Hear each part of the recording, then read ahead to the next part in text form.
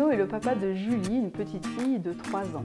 Il se demande à quoi peuvent servir dans son développement les jeux symboliques qu'elle fait de plus en plus au quotidien. Le jeu symbolique est aussi appelé jeu d'imitation ou jeu de faire semblant. Il apparaît chez l'enfant dès 18 mois à 2 ans et au début, il consiste essentiellement en une réalisation de petits actes de faire semblant de la vie quotidienne, faire semblant de manger, faire semblant de dormir par exemple. Au fur et à mesure vont apparaître les situations de jeu en imitation différée. Là, l'enfant va beaucoup plus imiter les modèles parentaux, par exemple, qu'il a autour de lui ou les petits copains, et en refaisant des actions qu'il a pu voir auparavant.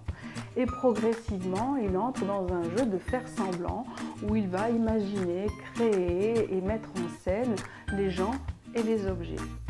Ce jeu symbolique est très important dans la construction de l'enfant dans plusieurs niveaux.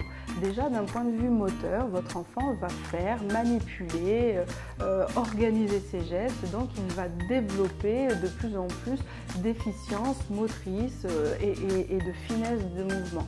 Quand il imite sa maman en train de faire la cuisine, quand il visse, voilà, ce sont toutes des activités qui vont le faire gagner ou la faire gagner en efficience motrice. Les jeux symboliques vont aussi avoir un intérêt au niveau du développement psycho-affectif. Au travers du jeu symbolique, l'enfant remet en scène des situations qu'il a pu vivre et qu'il a besoin de s'approprier et peut-être un petit peu de digérer ou de mieux comprendre. Ils vont permettre à votre enfant de développer aussi ce que l'on appelle les capacités de théorie de l'esprit, c'est-à-dire les capacités que l'on a de prêter à un autre des émotions qui ne sont pas les nôtres.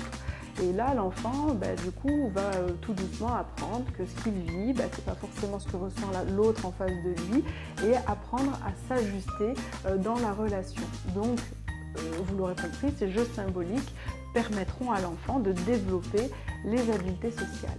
Enfin, ce jeu symbolique va avoir un intérêt aussi très ciblé concernant les fonctions exécutives.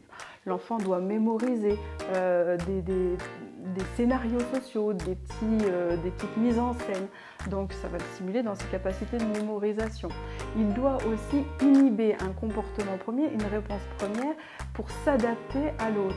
Quand il est avec un camarade ou avec son parent et puis qu'il tend un morceau de pain par exemple, qu'il assimile à du pain, il s'attend à ce qu'on le lui prenne. Et si on ne le lui prend pas, il va devoir justement faire preuve de flexibilité. Je m'adapte et je change le jeu que j'avais imaginé. Donc le jeu symbolique, très important dans le développement de votre enfant.